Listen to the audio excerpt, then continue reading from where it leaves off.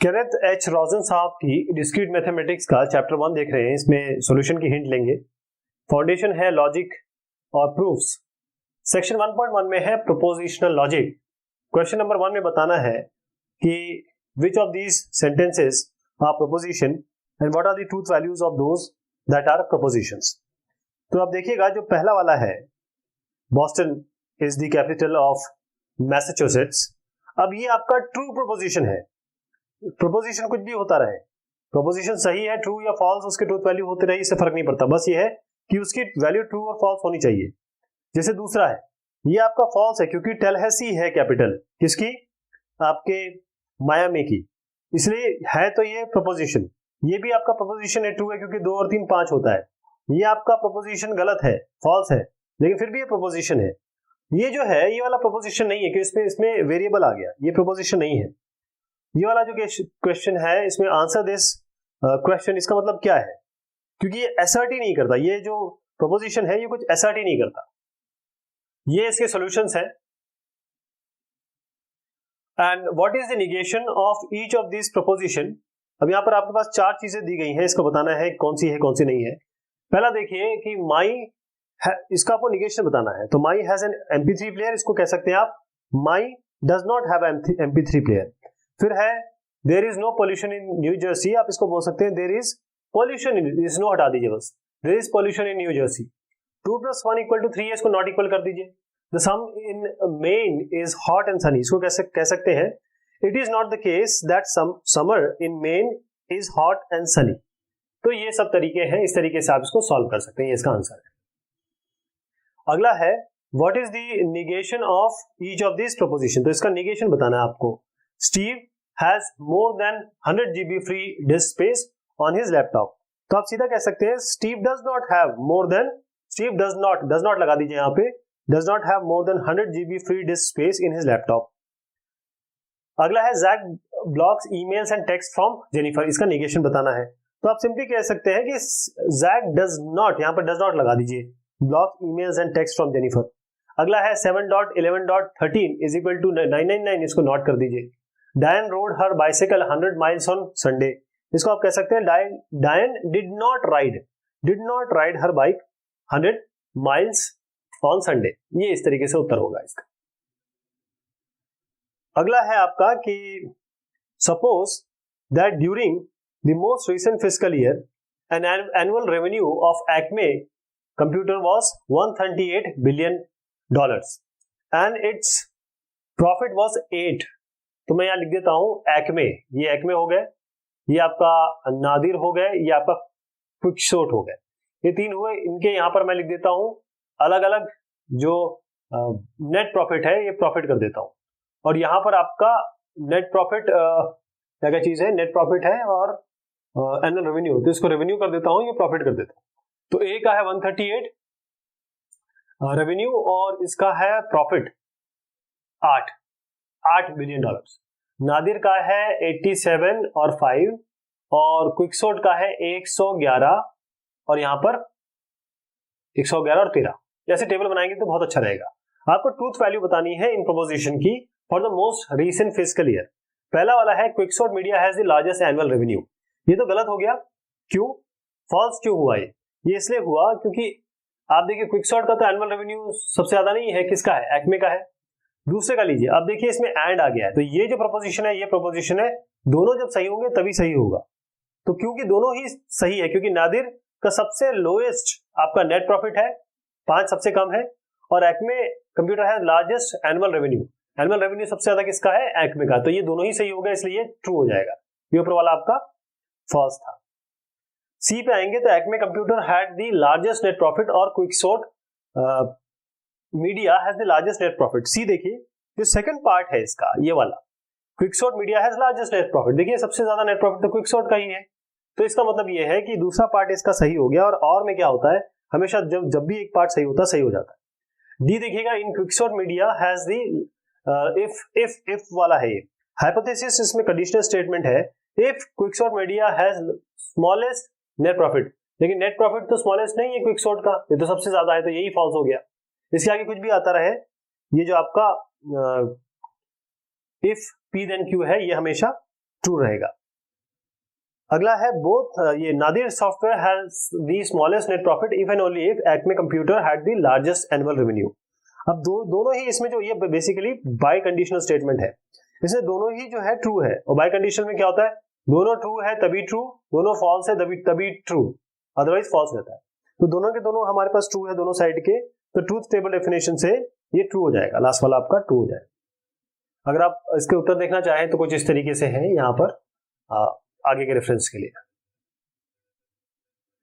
अगला है let P and Q be the proposition swimming at the New Jersey shore is allowed and shark have been spotted near the shore respectively. Express each of this compound proposition as an English sentence. तो ध्यान से देखिएगा मैं क्या करने वाला हूं, ये पी है ये क्यू है। नॉट क्यू का मतलब सीधा है shark have not been spotted near the shore, क्योंकि ये हमने क्यू माना है। पी एंड क्यू का मतलब ये है swimming at the New Jersey shore is allowed and shark and लगाएंगे and shark have been spotted near the shore. C वाला होगा नॉट पी कर दीजिए, यानी कि not allowed, swimming is not at the New Jersey shore is not allowed. और ये वाला हो जाएगा इफ ये सी वाले में दिस इज नॉट अलाउड और लगाइए इस बीच में, और sharks have been spotted near the shore, ये हो जाएगा। अगला है P implies not Q। इसका सीधा मतलब है if swimming at the New Jersey shore is allowed then sharks have not been spotted near the shore। इसी तरीके से E पे आइए, यहाँ पर not Q और implies Q, not Q implies P है, तो ये का मतलब होगा if shark have not been spotted near the shore then, if then लगाएंगे then आएगा then swimming at the New Jersey shore is allowed। Next पे जाएंगे F पे, if swimming at the New Jersey shore is not allowed, not P है ना, not allowed, तो then लगाएंगे then sharks have not been spotted near the shore। अब अगले पे आएंगे G पे, तो P डबल implies Q बोलता है कि swimming at the New Jersey shore is allowed if and only if, यहाँ पर if and only if लगाएंगे, shark have not been spotted near the shore। यहाँ पर आप बोलेंगे swimming at the New Jersey shore is not allowed and यहाँ लगाएंगे either, इसमें देखेंगे क्या कर रहे हैं हम, either swimming at the New Jersey shore is allowed और shark have not been spotted near the shore. इस तरीके से हम इसको जोड़ेंगे, इनकॉर्पोरेट करेंगे इस पैरेंथेसिस को। ध्यान रखिएगा कि जो इसको हम इनकॉर्पोरेट कर देंगे, इसका उत्तर है जो पैरेंथेसिस करते हैं, तो हम हमेशा पैरेंथेसिस के लिए हम आइदर लगाते हैं सेकंड हाफ ऑफ सेंटेंस में, तो ये आइदर का जरूर ध्यान रखिएगा जब ब्रैकेट आता है। अब जो अगला है इफ और या let P and Q be the proposition, बहुत ध्यान से देखिएगा, हम सीधा इसका लॉजिकल कनेक्टिव से जोड़ेंगे। पी है it is below freezing and it is snowing, freezing से कम है और स्नो भी कर रहा है। आपका प्रोपोजिशन पी और क्यू को लॉजिकल कनेक्टिव से जोड़ना है, तो एक एक करके देखेंगे। पहला है it is below freezing and snowing, यानी कि ये पी एंड लगाएंगे एंड क्यू। फिर अगला है it is below freezing but not snowing, तो इसका मतलब पी बट में आप हमेशा ध्यान रखिए जो बट लॉजिकली का मतलब होता है, लॉजिकली का मीन होता है एंड, तो पी एंड करेंगे और नॉट स्नोइंग है तो नॉट क्यू कर देंगे। इसी तरीके से it is not below freezing and it is not snowing, इसका सीधा मतलब है कि नॉट पी एंड कर दीजिए नॉट क्यू, दोनों में नॉट लगा दिए, not P and not Q. फिर है D, it is either snowing और बिलो फ्रीजिंग, और बोथ, दोनों हो सकते हैं और बोथ भी हो सकते हैं, तो ये बेसिकली एक डिसजंक्शन है, पी और क्यू की बात हो रही है। इसे हम इंक्लूसिव और कहते हैं जिसमें बोथ आ जाता है। नेक्स्ट है आपका E, it is below freezing it is also snowing, इसका मतलब है कि ये कंडीशनल स्टेटमेंट है, बेसिकली इफ देन है, if it is snowing, if it is below freezing then it is also snowing, तो ये आपका पी इंप्लॉइज क्यू है, ई वाला बता रहा हूं मैं आपको। एफ वाला है दिस इज ये जो कंजंक्शन आप देख पा रहे हैं, कंजंक्शन है प्रपोजिशन का अलग अलग, देखिए either it is below freezing और इट इज स्नोइंग, इसका मतलब ये और आ गया ना, तो ये पी और क्यू हो गया, पी और क्यू हो गया, ये हो गया पहला, ये हो गया। बट मतलब होता है हमेशा, देखिए बट का मतलब एंड होता है, एंड बट के आगे क्या लगाएंगे, it is not snowing if it is below freezing, सीधा मतलब है कि जो पहले वाला हमने देखा था पी इंप्लॉइज नॉट क्यू, इसका एंड हो गया, ये बट यहां पर हो गया, पहला वाला ये हो गया, दूसरा वाला ये हो गया। आपका जी है दिस इज बेसिकली ये एक बाई कंडीशनल स्टेटमेंट है, that it is below freezing is necessary and sufficient for it is to be snowing, यानी नेसेसरी एंड सफिशिएंट मतलब होता है IFF, if and only if, तो इसका मतलब क्या होगा, इसका उत्तर क्या होगा, P double implies Q, P double implies Q। ये इसका उत्तर है। अगर आप कभी रेफरेंस के लिए देखना चाहें तो ये आप इसको पॉज करके भी देख सकते हैं। अगला है P और Q आपके प्रपोजिशन है। ये बहुत ध्यान से पढ़िएगा क्योंकि सारे क्वेश्चन इसी पे डिपेंडेंट है। You drive over 65 miles per our, you get a speeding ticket. Second वाला ये है। तो आपको प्रपोजिशन लिखने हैं, P और Q का यूज करके लॉजिकल कनेक्टिव्स यूज करना है। आपको निगेशन भी यूज करना है इसमें, इंक्लूडिंग निगेशंस। पहला है you do not drive over 65 miles per our. तो ये तो सीधी सी बात है कि आपका जो P है इसी के बारे में बात हो रही है, नॉट P कर दीजिए इसको। अगला है you drive over 65 miles per hour but you do not get a speeding ticket. इसका मतलब बट का मतलब हमेशा एंड होता है, यानी कि P आप एंड कर देंगे नॉट Q के साथ। फिर अगला है C, you will gate a speeding ticket if you drive over 65 miles per our. तो जो पोजीशन है इफ की, ध्यान रखिएगा, ये जो इफ की है ये हमें बताता है कि ये एंटीसीडेंट है और कौन सा कॉन्सिक्वेंस क्या है, मतलब इसका कॉन्सिक्वेंस क्या है। इसका मतलब सीधा यहां पर है P इंप्लाइज Q। आपको हाइपोथेसिस और कॉन्सिक्वेंस जानना पड़ेगा, P क्या है Q क्या है। D का मतलब ये है कि if you do not drive over 65 miles per hour, सीधी सी बात है कि नॉट P है। देन मतलब ये arrow, then you will not get a speeding ticket, not Q। E पे आ गए, driving over 65 miles per hour is sufficient for getting a speeding ticket. ये सफिशिएंट कंडीशन है और इसका जो सफिशिएंट कंडीशन है वो एंटीसीडेंट है। इसमें एंटीसीडेंट है मतलब पहला है, तो P इंप्लाइज Q सीधा इसमें कर देंगे आप। F का मतलब है you get a speeding ticket but you do not drive over 65 miles per our. ये तो वाली बात हो गई कि Q करिए और एंड बता रहे हैं, बट की जगह एंड लगा रहे हैं। Q लिया, एंड लगाया, क्योंकि बट मतलब एंड होता है, और यू डू नॉट ड्राइव मतलब P, इसका P का नॉट कर दिया। G का है whenever you get a speeding ticket you are driving over 65 miles per hour. Whenever का हमेशा मतलब होता है इफ, ध्यान रखिएगा, व्हेनेवर का मतलब होता है इफ। तो सीधी सी बात है ये आपका Q है और इंप्लाइज P है, ये सीधा। ये इसका उत्तर है, इसका रेफरेंस के लिए रखना चाहें आप तो। नेक्स्ट है इफ। अब इसमें 3 वेरिएबल आ गए आपके, let P, Q and R। ये प्रोपोजिशन है। Grizzly bears have been seen in the area. Hiking is safe on the trail. Berries are ripe along the trail. Write these proposition using P, Q and R and logical connectives. इसमें negation भी डालना है। बहुत ध्यान से पढ़ लीजिए क्योंकि मैं सीधा इसका उत्तर बताऊंगा आपको। P आपका grizzly bears have been seen in the area. Grizzly bear जो है उस मतलब जो भालू है वहां देखे गए। Hiking safe है और berries जो आपकी berries है वो पक गई हैं, पक रही हैं along the trail। तो पहला शुरू करते हैं। Berries are ripe along the trail। But का मतलब होता है एंड, ध्यान रखिएगा एंड। जो दूसरा है वो है grizzly bears have not been seen in the area। तो सीधी सी बात है ये आपका R है, ये आपका नॉट P है, तो R एंड नॉट P कर दीजिए इसको। B है grizzly bears have not been seen in the area and hiking on the trail is safe but berries are ripe along the trail। तो इसमें क्या करेंगे, सबसे पहली चीज उठा लीजिए ये वाली, ये क्या है, नॉट P, पहले वाले का नॉट है। फिर उसके बाद आप कह रहे हैं कि एंड, बट एंड जो है होगा, यहां एंड भी है, यहां आपका बट भी है। एंड का मतलब होता है ये साइन और बट का मतलब भी होता है ये साइन। तो दूसरा कंडीशन क्या है, ये Q है, हाइकिंग इज सेफ, और बेरीज आर राइप, ये भी आपका R है, not P and Q and R। C में आएंगे, C है berries are ripe along the trail, hiking is safe if and only if का मतलब होता है biconditional. If grizzly bears have not been seen, ये not भी आ गया, not seen in the area. तो इसका सीधा मतलब क्या हुआ, यहां पर आप देख पा रहे हैं कि एक तो आप कह रहे हैं कि इफ वाली कंडीशन डाल दीजिए, इफ में यहां आती है R इंप्लाइज, लेकिन इसके अंदर आपने एक और कंडीशन देनी है जो डबल इंप्लाइज आएगी, क्योंकि इफ एंड ओनली इफ दिख गया आपको। आप बोल रहे हैं Q, ये वाला है only if grizzly bears have Q have not been seen in the vicinity और एरिया। तो इसको आप कर दीजिए नॉट P और यहां पर कर दीजिए Q double implies not P, ऐसे हो जाएगा। D पे आ रहे हैं, ये बिल्कुल इसी के तरीका से है, ध्यान रखिएगा।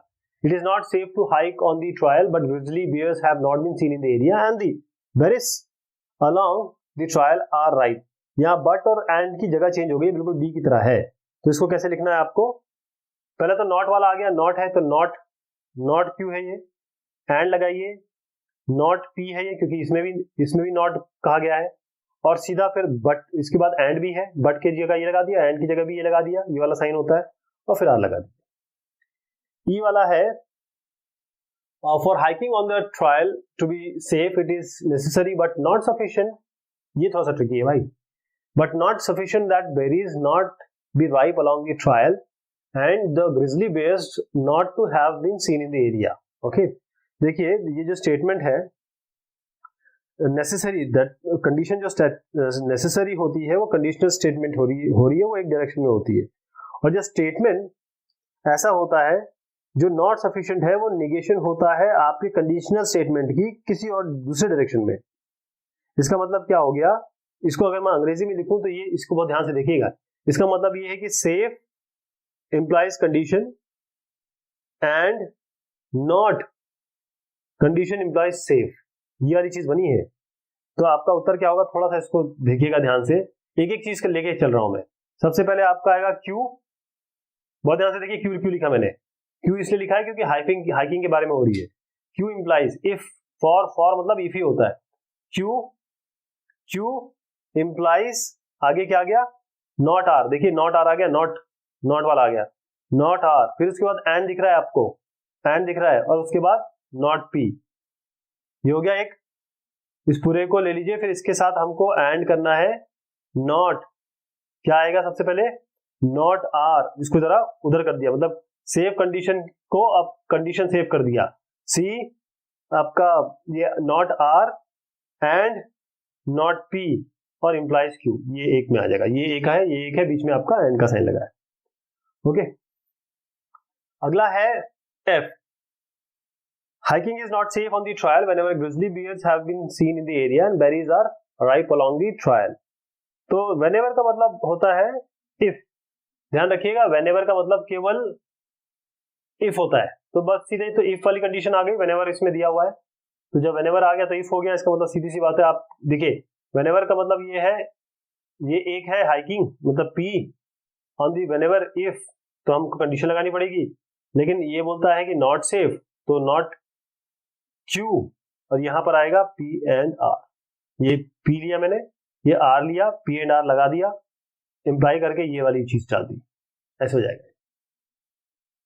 ये सारा इसका उत्तर है, खासतौर पे जो ई है इसको ध्यान रखिए, बाकी सब तो आप आराम से कर लेंगे, यहां पर थोड़ा सा आपको देखना पड़ेगा कि किस तरीके से ये सोल्यूशन हुआ है, क्योंकि ये थोड़ा सा ट्रिकी है।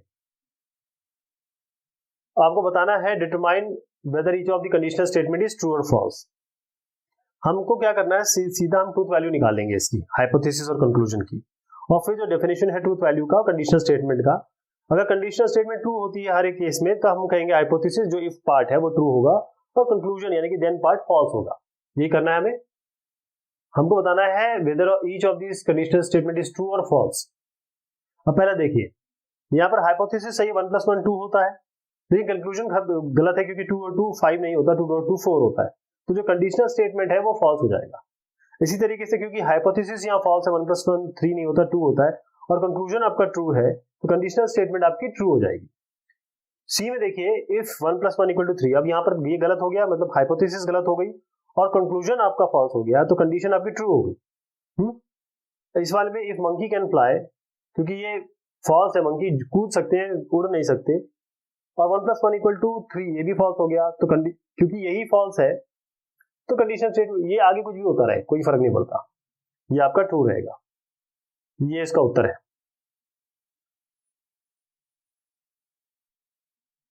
19 है, for each of these sentences determine whether an inclusive और एन एक्सक्लूसिव और is intended, explain your answer. Exclusive inclusive और एक्सक्लूसिव में अंतर ये होता है, इंक्लूसिव में क्या होता है कि कंडीशन जो होगी वो हमेशा ट्रू होगी, यदि एक भी उसमें ट्रू होगा तभी फॉल्स होगी, जब दोनों फॉल्स होगा। एक्सक्लूसिव में थोड़ा उल्टा है, अगर दोनों ट्रू है तो फॉल्स होगा, दोनों ट्रू फॉल्स है तो फॉल्स होगा, दोनों ट्रू पे फॉल्स, दोनों फॉल्स पे फॉल्स। अगर अलग है, ट्रू और फॉल्स अलग अलग है, तभी ये ट्रू होगा। तो अब इस जो मैंने आपको बताया उसको ध्यान में रखिएगा, क्योंकि मैं इसका सीधा उत्तर बता रहा हूं आपको। कॉफी और टी कम्स विद डिनर, क्योंकि डाइनर जो है, जो खा रहा है वो केवल या पी रहा है, जो एक ही चूज कर पाएगा, तो ये आपका एक्सक्लूसिव और आ रहा है, एक्सॉर है। अगला है password must have at least 3 digit और वी एटलीस्ट 8 कैरेक्टर लॉन्ग। तो इसका मतलब इंक्लूसिव है, क्योंकि जो लॉन्ग पासवर्ड है वो बहुत सारे डिजिट के साथ एक्सेप्टेबल लग रहे हैं इसमें। सी वाला है the pre requisite for the course is a course in number theory और a course in cryptography.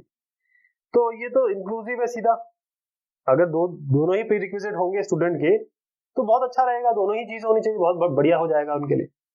D देखिएगा, you can pay using US dollars और यूरोज।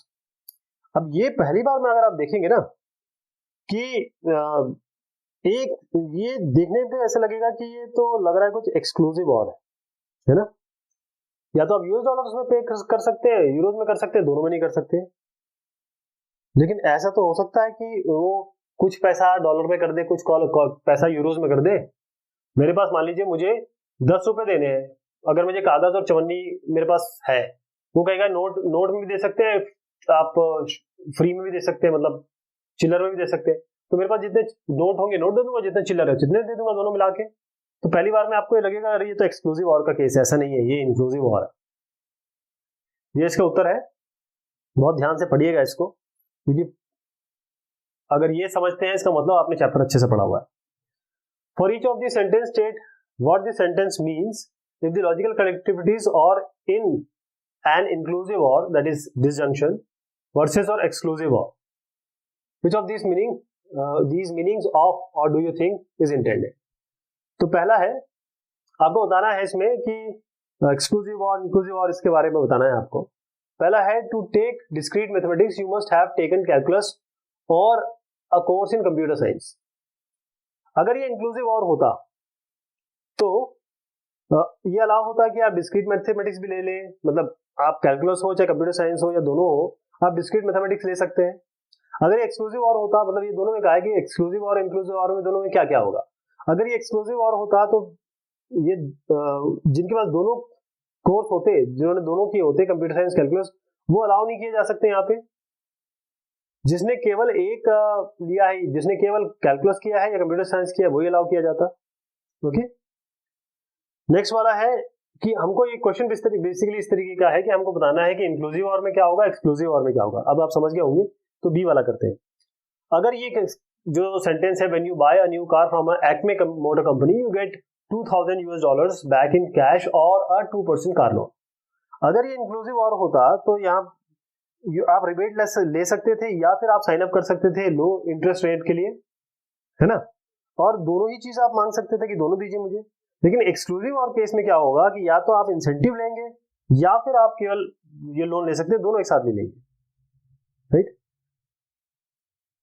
सी है dinner for 2 includes 2 items from column A and 3 items from column B. अगर ये inclusive और होता, अगर inclusive और होता तो आप ऑर्डर कर सकते थे 2 आइटम कॉलम ए से और 3 आइटम कॉलम बी से, यहां से, लेकिन दोनों नहीं कर सकते थे, या मतलब कुल मिला के 5 आइटम कर सकते थे। लेकिन एक्सक्लूसिव और है, इसका मतलब ये है कि आपके पास चॉइस है, या तो ए लेंगे या बी लेंगे, दोनों नहीं ले सकते। डी में है school is close if more than 2 feet of snow falls और if the wind chill is below -100।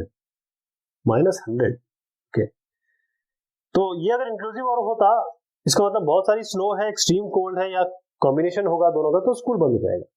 लेकिन अगर ये एक्सक्लूसिव और होगा तो एक अगर बैड वेदर होगा वो क्लोज करेगा, या दूसरी कंडीशन होगी वो आपका स्कूल को क्लोज करेगा। इसका तो इंक्लूसिव और इस सेंटेंस में ये पता चल रहा है कि इंक्लूसिव और इंटेंड किया गया है, इस सेंटेंस से कहा गया। ये इसका आपका डिस्कशन है। अगला है आपका write each of the statement in the form P if P then P, मतलब आपको कंडीशनल में देना है। आपको हिंट दी गई है refer to the list of common ways to express conditional statement, ये आपको देखना है।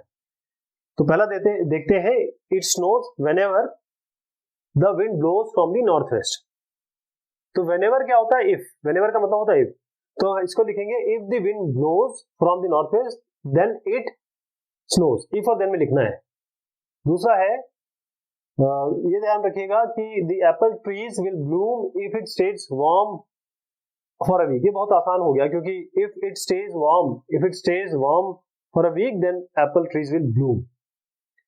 नेक्स्ट है that the Pistons win the championship implies that they beat the Lakers.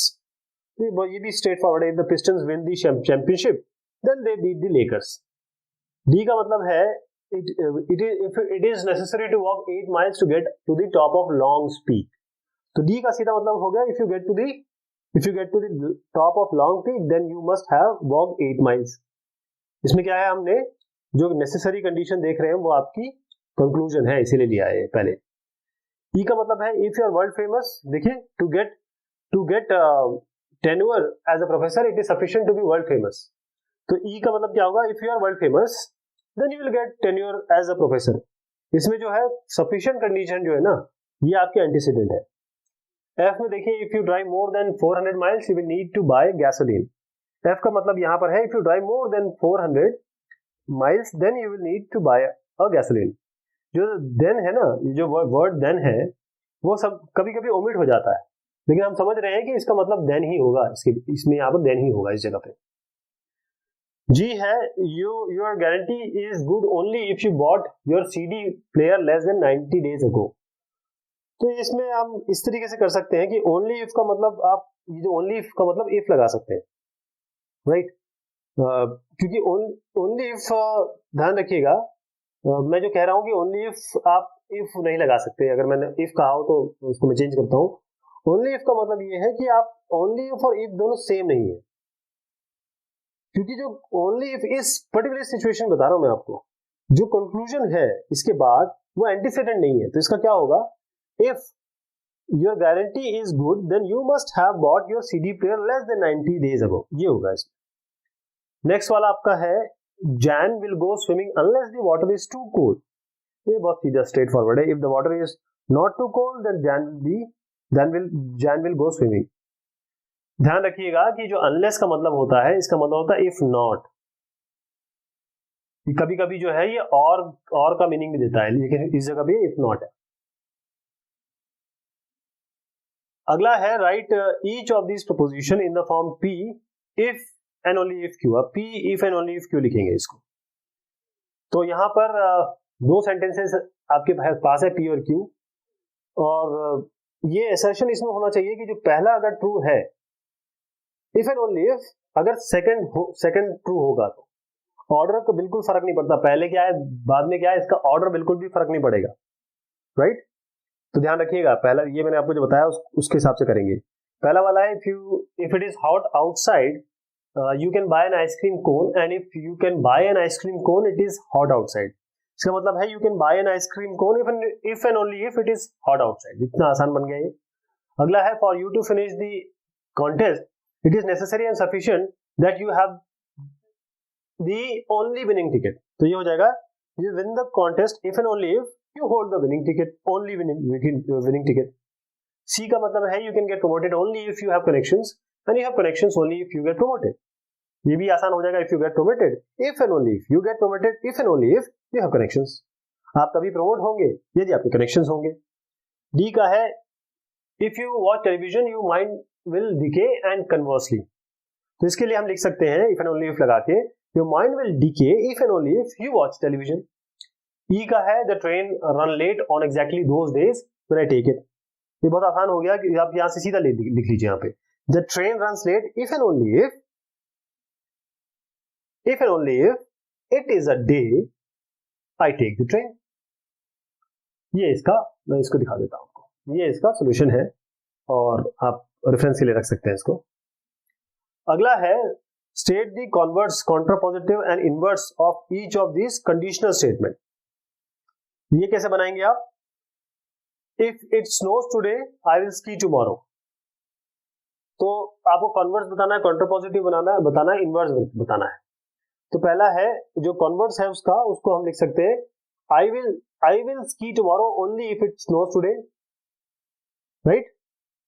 Contrapositive क्या हो जाएगा इसका, if it don't ski tomorrow then it will not have snowed today, ऐसे कह सकते हैं. इनवर्स हो जाएगा it does not snow today then I will not ski tomorrow.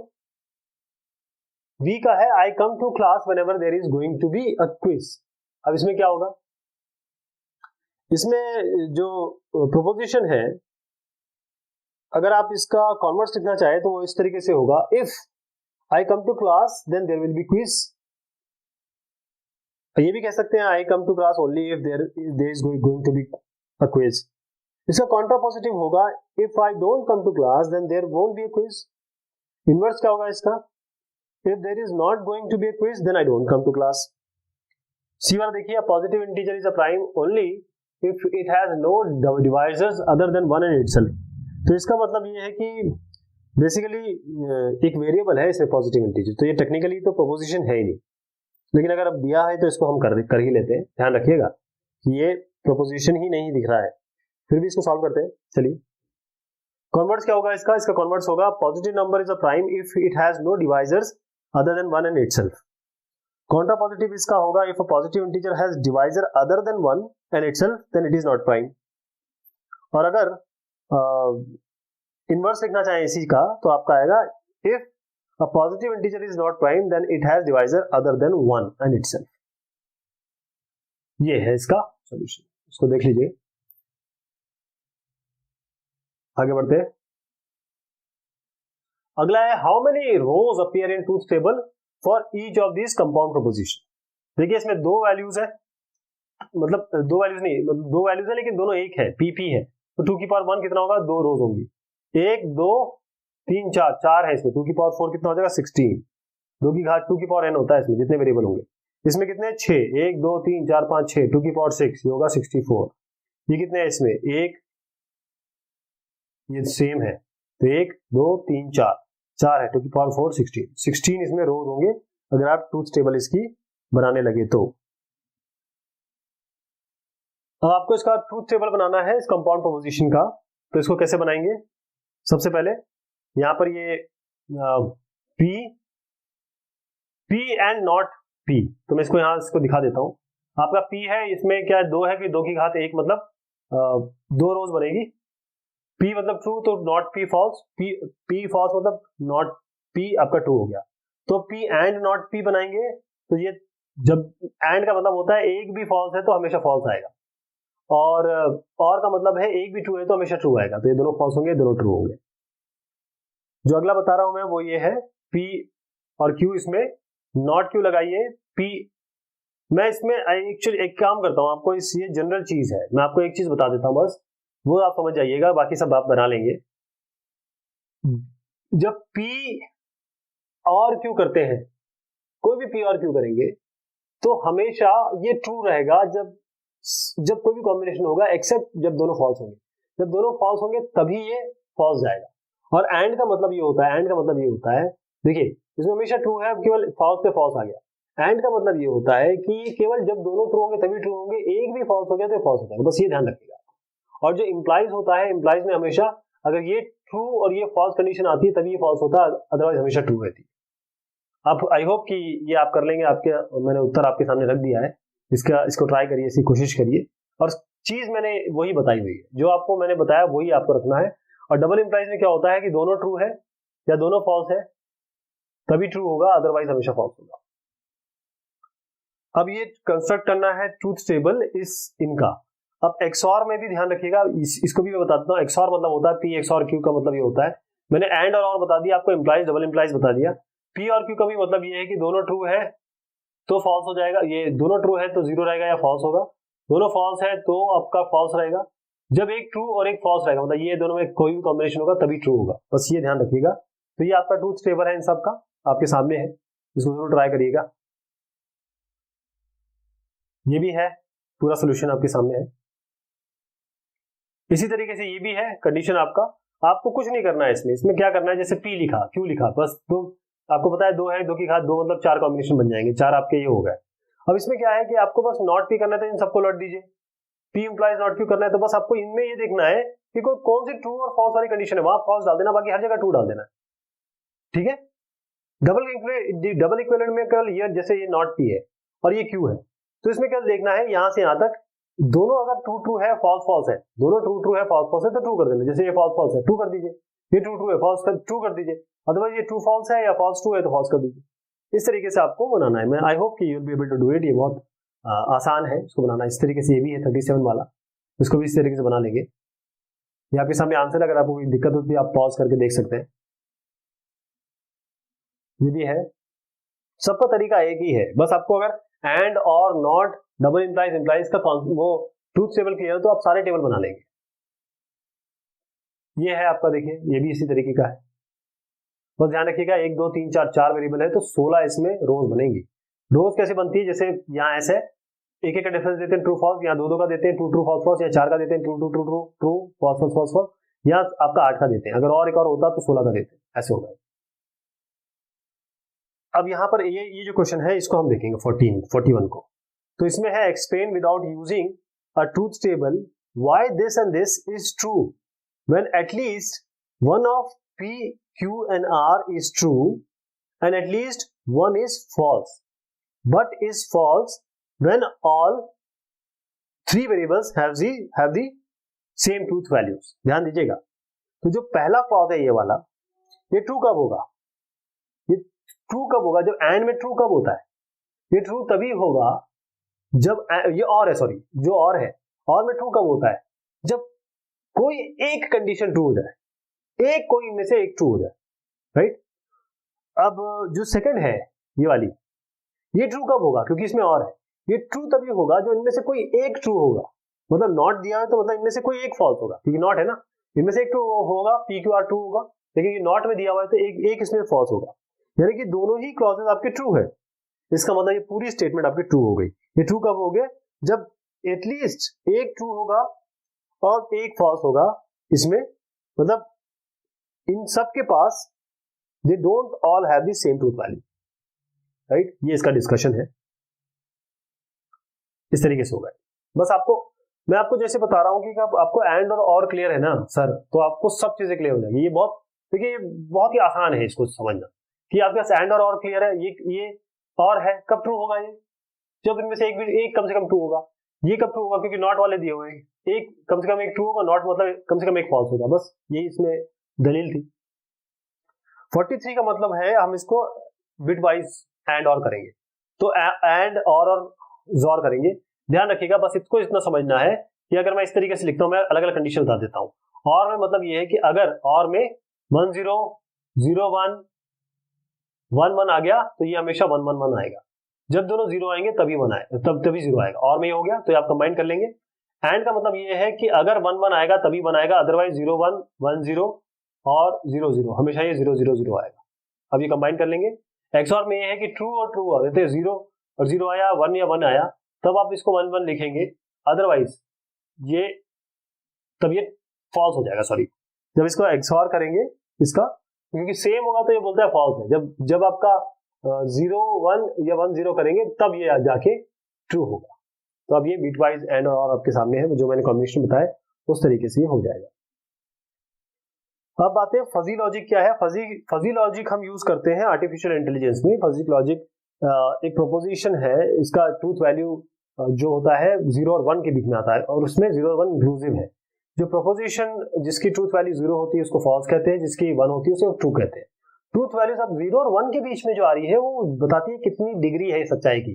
जैसे 0.8 कहा तो आपने कहा स्टेटमेंट है आपके पास फ्रेड इज हैप्पी, क्योंकि फ्रेड बहुत ज्यादा हैप्पी है, 0.8 टाइम्स हैप्पी है, तो अगर 0.4 आप असाइन कर देते हैं जॉन इज हैप्पी को, तो आप देखिए जॉन आधे से ज्यादा समय तो मतलब उदास रहता है, क्योंकि 0.4 तो कम है ना 0.5 से, या फिर आप कहें कि 0.5 0.4 1 से 1 के हिसाब से 0.6 अगर माइनस करेंगे तब आता है, तो इसका मतलब थोड़ा हाफ से कम ये बेचारा हैप्पी है। अब इसी चीज को लेके हम 45 से 47 जरा सॉल्व करने की कोशिश करेंगे।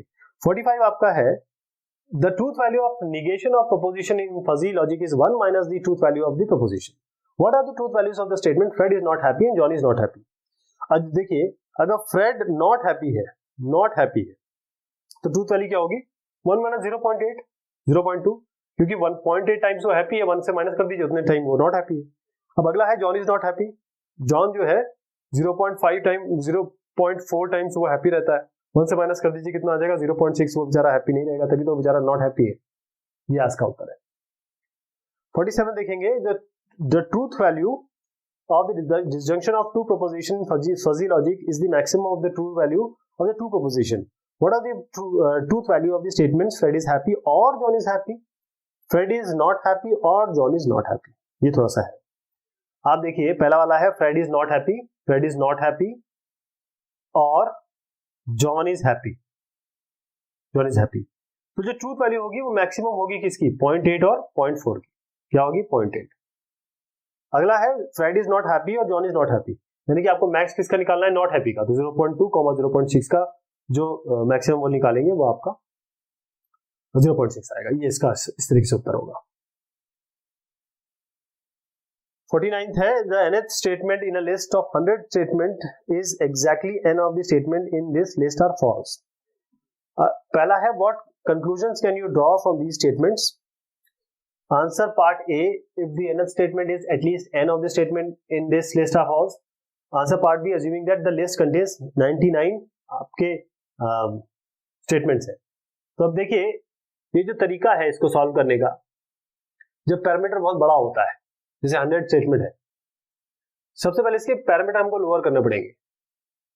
2 या 3 स्टेटमेंट लीजिए, अगर आप इससे पता कर सकते हैं तब सही हो जाएगा आपका, राइट। तो पहला ये है कि जो हम ये देख रहे हैं what conclusion can you draw from the statement, इसमें कहा गया क्योंकि कुछ जो स्टेटमेंट है इसमें ट्रू होंगे। कहने का मतलब ये है कि एग्जैक्टली आपका एक इस वाले केस में एक स्टेटमेंट ट्रू होना चाहिए और 99 फॉल्स होंगे, यानी कि 99 स्टेटमेंट ये कह रहा है कि इट इज ट्रू, बाकी सारे फॉल्स होंगे। इसका मतलब ये होता है। बी का मतलब है पार्ट ए का, ये exactly n of the statement in this list are false, अगर 100 n statement in the list of 100 statement like this. तो आंसर बी में ये है कि जो 100वां स्टेटमेंट है वो ट्रू नहीं हो सकता, क्योंकि वो खुद कह रहा है कि वो मैं फॉल्स हूं, उसका मतलब वो फॉल्स है। तो फर्स्ट स्टेटमेंट क्या होगा, वो ट्रू हो गया। जो 99 स्टेटमेंट है अगर वो ट्रू है तो हम ये कंक्लूड कर सकते हैं, बता सकते हैं कि जो स्टेटमेंट 2 है, 2 से लेकर 100 तक वो सारे फॉल्स होंगे। वो अब ये कॉन्ट्रडिक्ट कर दे रहा है कि जो स्टेटमेंट 99 है वो ट्रू है, तो 99 स्टेटमेंट फॉल्स होना चाहिए। इसका मतलब ये है कि जो स्टेटमेंट 2 है, स्टेटमेंट 2 वो आपका ट्रू है। इस तरीके से बढ़ते हम ये कर सकते हैं, 1 से लेकर 50 तक सारे ट्रू है, 51 से 100 तक सारे फॉल्स। अब सी देखिएगा, ये आपको बताना है assume that list contains 99 statements। मान लीजिए कि इसमें ऑड नंबर के स्टेटमेंट्स होते, तो हमारा जो कॉन्ट्रडिक्शन होता वो बीच में आ जाता। तो यदि 3 स्टेटमेंट है, जैसे 3 स्टेटमेंट है, तो हमारे पास फॉल्स हो सकता है। जो पहला स्टेटमेंट है वो ट्रू है, जो ट्रूथ है स्टेटमेंट 2 की, वो ये बताएगा कि मतलब इंप्लाई कर रहा है फॉल्सिटी। अगर 2 फॉल्सिटी है तो इसका मतलब वो इंप्लाई कर रहा है कि ट्रूथ है। तो यह सिचुएशन क्या आ गई आपकी, सिचुएशन ये आ गई कि 3, कोई भी ऑड नंबर ले रहे हैं ना, जो सिचुएशन है ये 3 के साथ नहीं आ सकती। ये लॉजिकल पैराडॉक्स हो गया एक तरीके से। इसका मतलब ये हो गया कि these are not statement after all, ये स्टेटमेंट ही नहीं। ये है इसका एक्सप्लेनेशन। अगर आपको मेरी बात समझ में नहीं आती है तो इसको थोड़ा सा देखिएगा, ये इसका सॉल्यूशन है। तो ये आपके पहले चैप्टर की एक्सरसाइज 1.1 है, केनेथ एच रोजन साहब की। बहुत शुक्रिया, बहुत मेहरबानी। मैं ध्यान से एक चीज देखा आपने कि इसमें हमेशा ऑड नंबर के क्वेश्चन आए, लेकिन जो केनेथ एच रोजन साहब की किताब है उसमें क्वेश्चन इस तरीके से बने हैं कि 1 और 2 वो सेम है, 3 और 4 सेम है, 5 और 6 सेम है।